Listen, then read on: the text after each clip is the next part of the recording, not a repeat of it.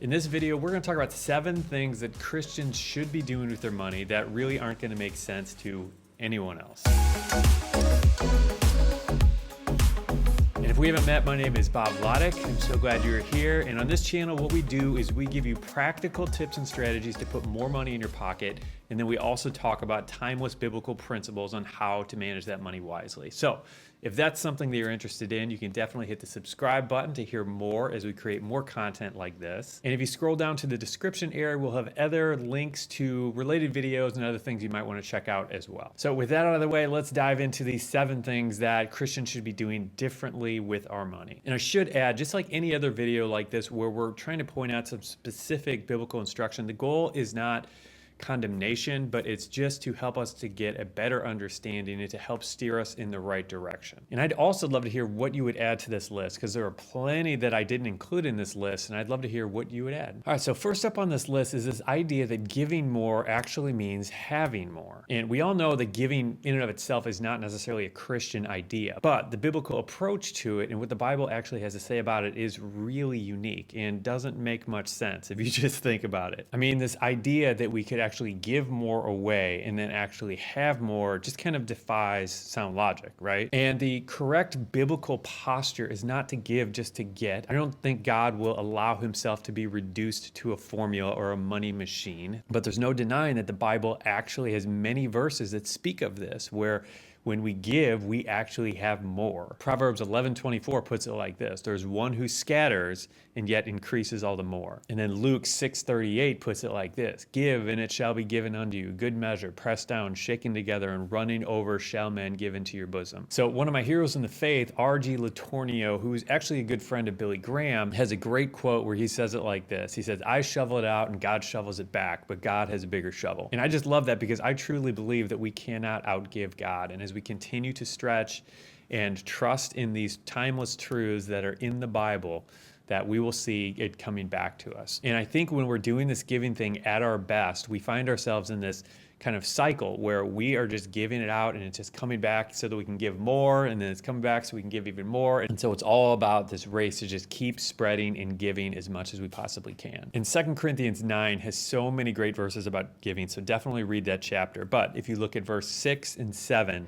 it says, now this I say, he who sows sparingly will also reap sparingly, and he who sows bountifully will also reap bountifully. Each one must do just as he purposed in his heart, not grudgingly or under compulsion, for God loves a cheerful giver. And so that's what I'm trying to do right now for you, is just stir you up and get you excited about this idea of giving, because it's really clear that we are not supposed to give under compulsion or obligation or feel like we're pressured into it. But I think it gets really exciting when we tap into some of these promises that God has for us as we kind of step out in faith with our giving. All right, number 2 is not to be wasteful. I remember as a junior in high school, I got invited to go to this prom at basically the wealthiest high school in our city. The level of extravagance was so extreme that even as a high schooler who was pretty materialistic, like I was just like, my jaw dropped, and I couldn't help but feel like, this just feels a little bit wasteful. It was actually a really small high school, and so there were probably only maybe 100 kids there, but the amount of food there was food there to feed probably 500 people. And some of the kids nibbled on it throughout the night, but it just wasn't what we were really interested in. And so by the end of the night, I'm just looking at tables and tables of great, awesome, super nice food that was just wasted. And I think we've all seen things like this in our lives where it's just like, that just feels wasteful, you know, and everybody's threshold is a little bit different. I think as an American, we're so accustomed to having so much that I think we just naturally default to wastefulness, even if it's on a smaller scale.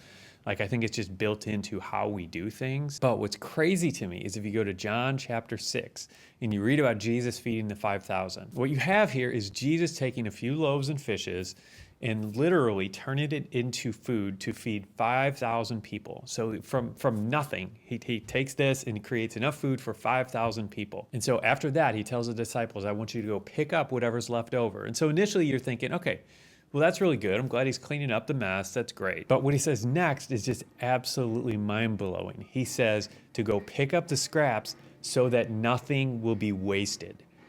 Like, you think about that. He literally just created food out of thin air, fed 5,000 people, and he's concerned about a little bit of waste. So if Jesus can create an unlimited supply of food out of thin air, and yet he still says to pick up the leftover pieces so that nothing's wasted, I think he's trying to make a point here for us. So I think the takeaway here for us is that God cares about waste, and we need to be thinking about what that looks like in our lives, in the areas where maybe we are a little too wasteful, and how we can kind of rein that in. Number 3 is to be honest on our taxes and really everything else. And I personally believe that God gets really excited when he sees us doing the right thing, even when no one's looking. And especially when it kind of goes against societal norms, like, bending on the taxes a little bit and trying to hide some stuff. When I worked as a waiter in college, at the end of the night, you had to go into the computer and kind of type in your total tips for the night so that you could be taxed on that. And it was basically standard operating procedure for all the waiters to go in there and report a dollar amount lower than what you actually earned on your tips,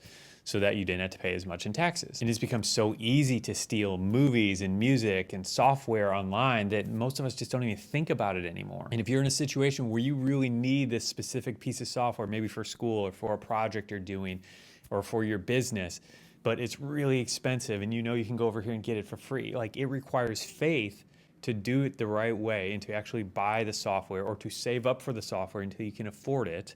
That is a big, huge step of faith to do that, but I think that God gets so excited when we do that, and I think he honors that by making a way where there might not seem to be a way. All right, number 4 is to chase debt-free living. So from what I read in my Bible, I don't see any place in there where God is actually excited about debt and talking about debt in a positive context. So it's something that we should seek to avoid, and I believe it's something that he wants to help us eliminate in our lives. And Deuteronomy 15:6 says that, "For the Lord your God will bless you as he has promised, and you will lend to many nations, but you will not borrow." I'll never forget the thrill of paying off my first car. I still remember being at the bank and making the last payment, and in the state we live, they actually handed you the title.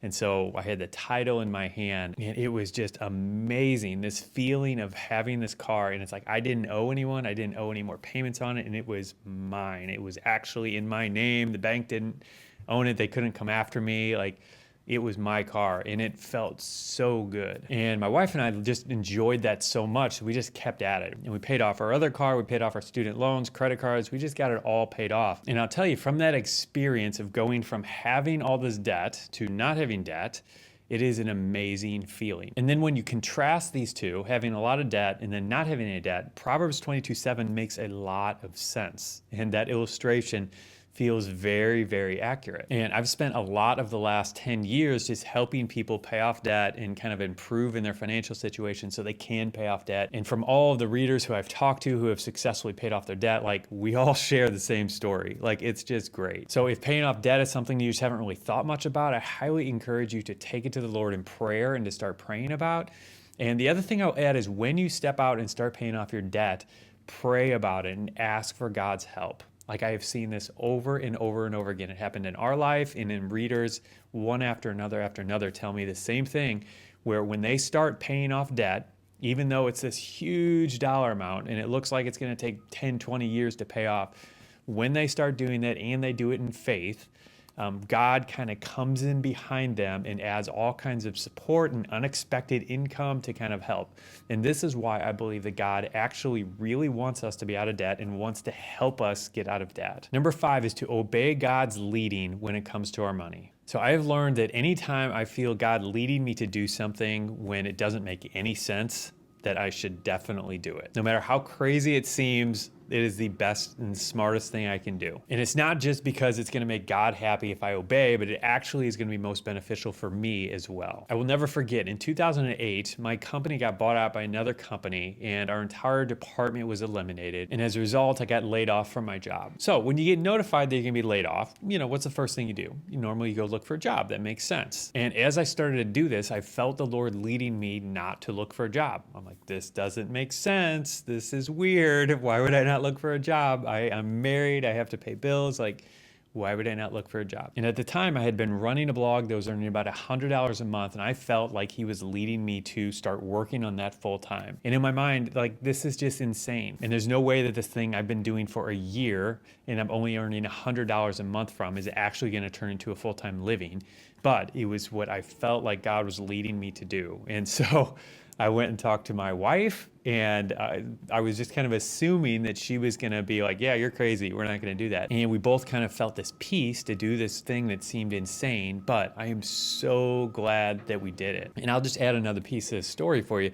So 2 weeks later, after I'd gotten laid off, I got a job offer for 2 times what I was making at my previous job. So twice as much money as I was making at my previous job. And that offer came to me and I'm like, hallelujah, this is it, this is it. But it wasn't it, because as I prayed about it, I felt like God saying, this is not it. This is not what I have for you. In which also made no sense to me, but I just knew that I was not supposed to take that job. And so both of these things were big steps of faith for me, and they required me to kind of stretch my faith and really my trust in God. But the resulting fruit of those 2 decisions has been nothing short of life-changing and amazing. Like, God has led me to some of the most miraculous blessing that I could have never even dreamed about.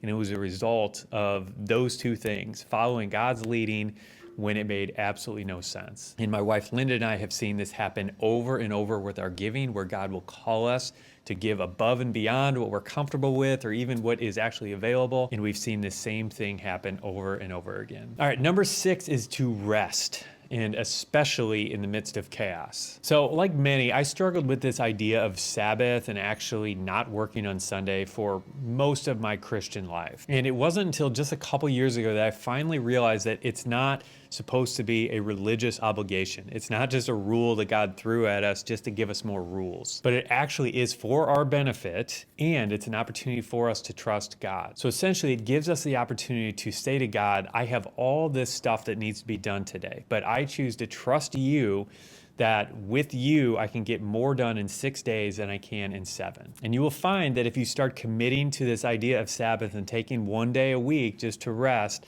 that there will be challenges and there will be opportunities for you to trust in God and to stretch your faith in this area. Additionally, a few years ago, one thing I started was taking a sabbatical every single year. And so I actually take a month off every single year to just kind of rest and decompress. And I tell people all the time, it's just been one of the best things for my business and one of the best things you can do for your mental clarity, for your marriage, for your parenting.